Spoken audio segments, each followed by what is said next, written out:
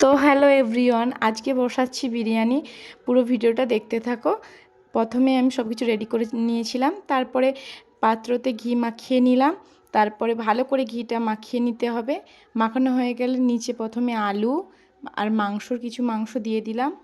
তারপরে ভালো করে রেডি করার পরে সব কিছু আমি রেডি করে নিয়েছিলাম আগে থেকে। তারপরে সব কিছু রেডি করা হয়ে গেলে ভাত দিয়ে দিলাম।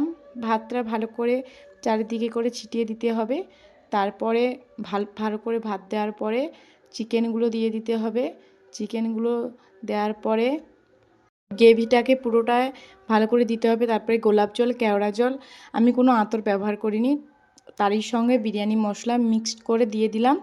তারপরে কিছু গ্রেভি ছিল সেটা দিয়ে দিলাম। তারপরে দুধে দেওয়া কেশর সেটাও দিয়ে দিলাম ভালো করে। তারপরে কিছু বেরেস্তা দিয়ে আর পাউডার একটু দুধ দিয়ে তারপরে রেডি হয়ে গেল আমাদের বিরিয়ানি। কেমন হয়েছে লাস্টে ঘি দিলাম, কমেন্ট